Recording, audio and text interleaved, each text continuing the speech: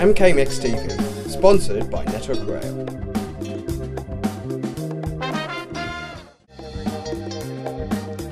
Wain Mcintosh. I'm Jamaican-born British citizen. Been in the UK for the better part of 15 years. Came here for studies. Studied at both Brunel and Sheffield Hallam universities. Worked for the Prudential for a number of years. Also worked for the Health Protection Agency. And now work as head of IT for a media company local in Milton Keynes. Work, as a matter of fact, I was offered a job by the Prudential straight out of university. So at that time, that was a great opportunity. And I travelled from London into Milton Keynes for about a year and a half until I thought time to get married and settle down, and it was the perfect place for that. Open spaces, wide environment. And I moved to Milton Keynes because of work. I've lived the longest possibly in London, and that goes without saying. London is busy, crowded, traffic jams, noise and pollution, and Milton Keynes is the opposite to all of that. Milton Keynes is wide spaces, family orientated activities. Milton Keynes is job opportunities. Milton Keynes is strategically located in terms of the capital city, Birmingham, Manchester. Good transportation links. So it differs from London mainly because of the noise and pollution, for me that it is, and family orientated activities. Milton Keynes Live. As one of the founding members of Friends of the Carribean, I'm strategically involved in community life within Milton Keynes. Now, Friends of the Caribbean started about 5 years ago when I started looking for schools for my children. And suddenly, and I didn't do this before I moved to Milton Keynes, and I would advise people moving to Milton Keynes to look at schools before they decide where to live. And the policy is, and was at the time, and I'm sure it still is, that you're allowed to choose your local school, the school nearest to you. So I was offered a school which I refused. And in trying to find the right school for my kids, I came across a lot of surprising discoveries. And having found the right school for my kids within Milton Keynes, because it is possible, I decided not to go back home and relax, but to make a change to some of the things I discovered while trying to find the proper schooling. So my input in community life started then and has continued.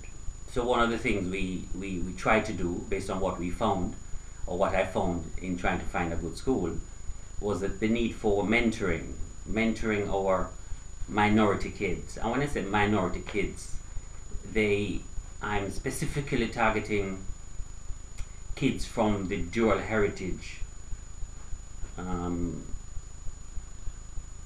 should I put it? Dual heritage background. From a dual heritage background. Because I find that they're the fastest growing population within the UK at the moment. And also they're caught between one heritage and another. Yeah, two different cultures. Two different cultures, and sometimes gets overlooked, and sometimes picks the worst from each of the cultures that they have access to. So Friends of the Caribbean is trying to step within that gap to say, we show you the best of both cultures, so it gives you an opportunity to choose. So that's one of the areas the mentoring project covers, these kids. And the first child we mentored at Stantonbury, within a month he became the most improved child within the institution. So there goes. My discoveries in trying to find a school, I was so sort of careful, it's time for voting, and I'm not trying to influence votes today. But one of the things I found was that if your child is extremely talented, they are overlooked because they can get on with what they have to do. If your child is in the middle, they are also overlooked because they're not disturbing the system. and they're learning. And if your child is at the other end of the scale, being disruptive, they're also overlooked. They're branded, aren't they? Yes. Yeah. So I found it, not that my kids are in any way gifted, but I found that the institutions offered at the time were less than academically inclined. What I mean is, we have to look at statistics. Some people don't like them, but when you look at the statistics of the GCSE's performances over the years for certain institutions within Milton Keynes, they're still running at 28% passes, 30% passes, which means that 7 out of 10 children fail within the city. And I have 5 or 10 years to educate my kids. And so there's no way I was going to allow my kids to go to institutions which are turning on 30% and 40% and feel as if they've achieved. So rather than going home having got my kids into what I would term proper schools, Yeah. I decided to stay out here and try to make a difference. It was because I had a job, and my wife also had a job, so it was easy for us to settle in. We had a work environment, friendships to call on, and again, it didn't take us long to integrate within the wider community, not just within the Caribbean community or the ethnic community, but in the wider Milton Keynes community. And that's one of the things at Friends of the Caribbean which we try to do. We invite organizations to our meetings to address us once a month. So we have people from different cultures and background and different interest groups that comes to Friends of the Caribbean and explain what they do to us, and we do that to them also. Yeah. So I found it quite easy to settle in and to integrate. Not a problem at all.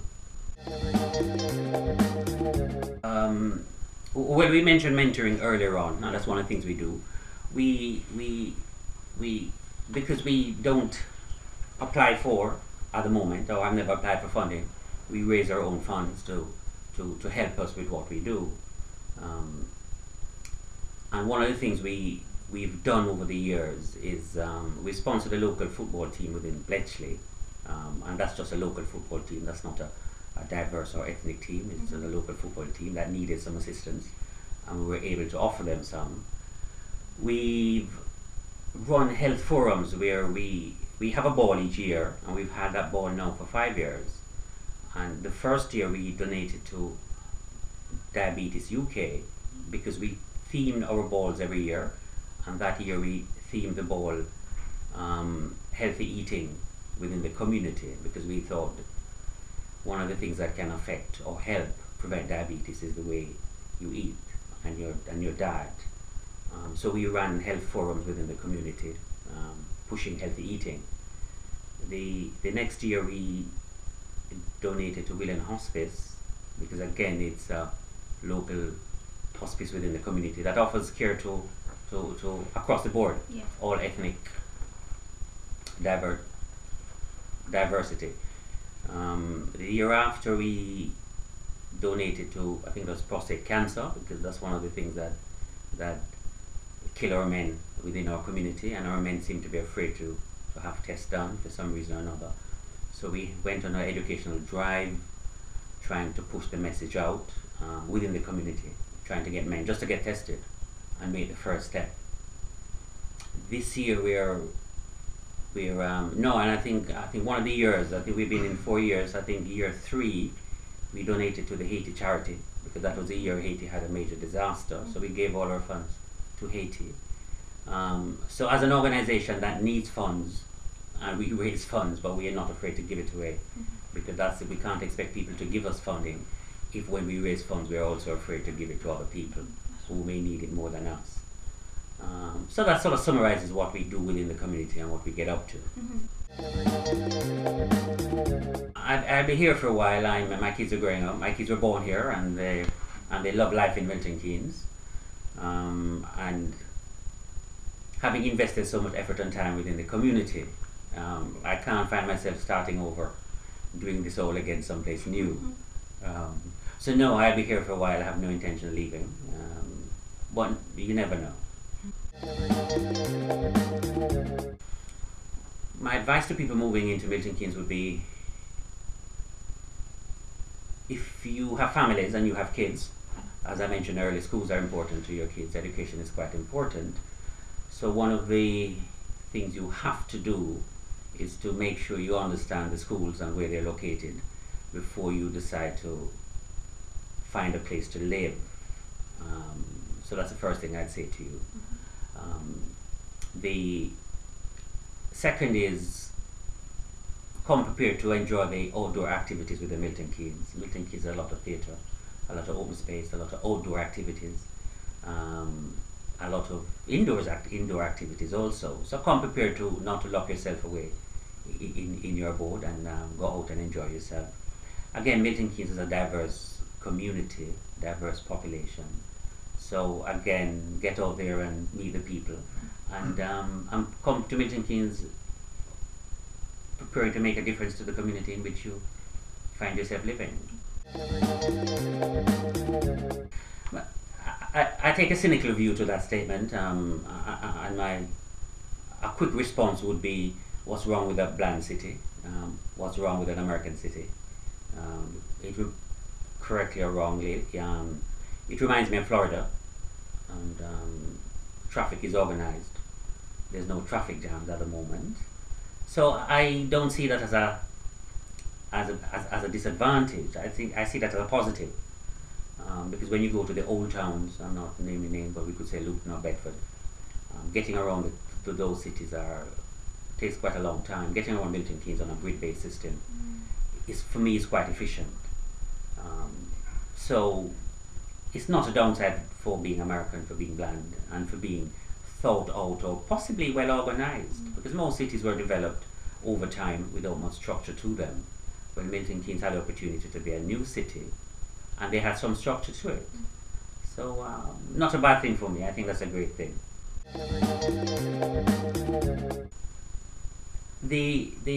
I think the future of Milton Keynes lies within its expansion.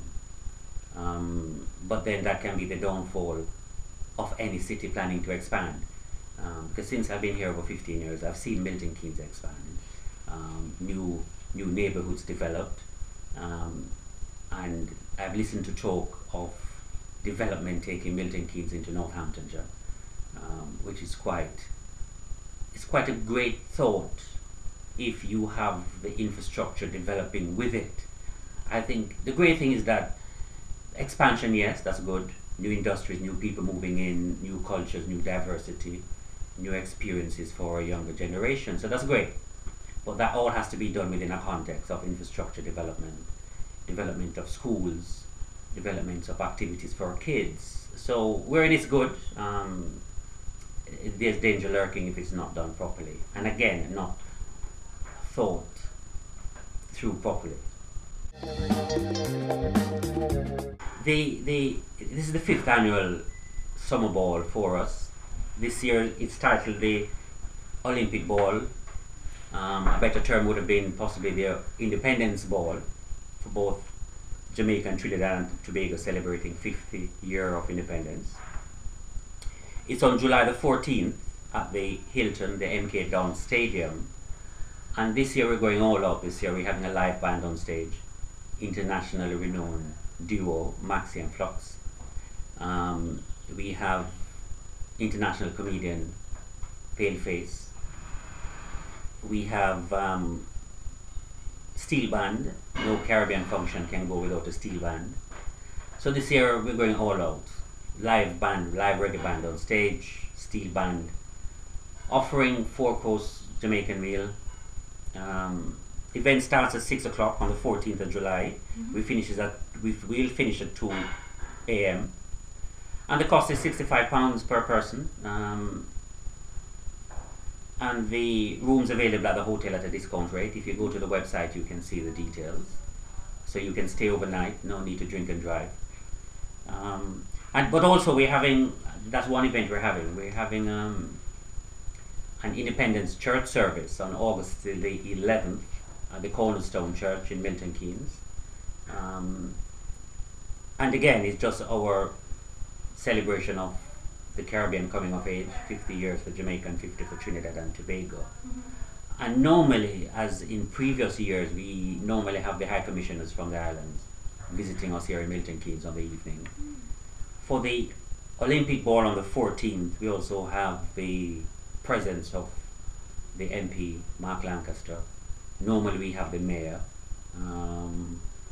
We have the owner for the MK Dons, not the MK Dons, the MK Lions basketball team, Vince, and a number of what we call celebrities from within the community will be there to support us on the evening. Every year we have a thing we call home and away, where home is the United Kingdom and away is the Caribbean.